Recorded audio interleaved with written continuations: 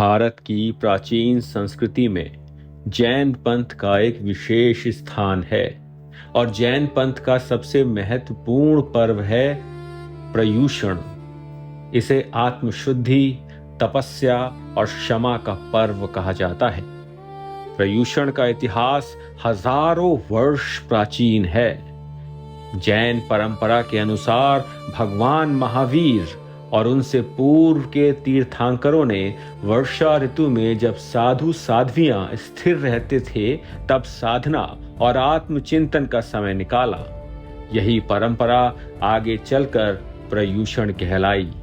पर्युषण शब्द का अर्थ है स्वयं में रहना, अर्थात आत्मा के पास लौटना। वे महावीर प्रभु हमारे नयन पथगामी बने। इस पर्व के दौरान जैन साधु साध्वियां और श्रावक श्राविकाएं तप, स्वाध्याय और संयम का पालन करते हैं। श्वेतांबर परंपरा में पर्युषण 8 दिवस तक मनाया जाता है, जबकि दिगंबर परंपरा में इसे 10 दिवस तक 10 लक्षण पर्व के रूप में जाना जाता है। इन दिनों में जैन पंथ के लोग उपवास करते हैं, नियमों का पालन करते हैं और धर्म ग्रंथों का अध्ययन करते हैं। इस पर्व का चरम क्षण है क्षमावाणी दिवस। यह केवल एक धार्मिक अनुष्ठान नहीं है, बल्कि जीवन को सरल और निर्मल बनाने का मार्ग है। पर्युषण पर्व हमें सिखाता है कि सच्ची साधना बाहरी वैभव में नहीं, बल्कि आत्मा की शुद्धि और दूसरों को क्षमा करने में है। यही संदेश भगवान महावीर ने दिया था। अहिंसा, सत्य और क्षमा ही जीवन का वास्तविक धर्म है।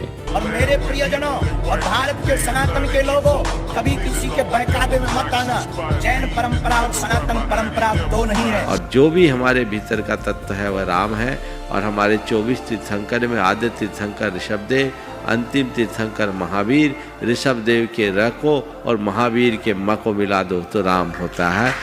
इस दिन प्रत्येक जैन श्रद्धालु हृदय से कहता है, मिच्छामि दुक्कडम, मिच्छामि दुक्कडम। मेरे बहुत से हिंदू भाइयों को जैन संस्कृति और हिंदू संस्कृति में भेद दिखेगा, परंतु ये सत्य नहीं है। सत्य तो ये है कि हम हिंदुओं में ही बहुत से लोग ऐसे हैं जो अपने ही धर्म से और मंदिरों से घृणा करते हैं, और जैन समुदाय में ऐसे बहुत से लोग हैं जो हमारे मंदिरों को बचाने के लिए लड़ाई कर रहे हैं। जय जिनेंद्र।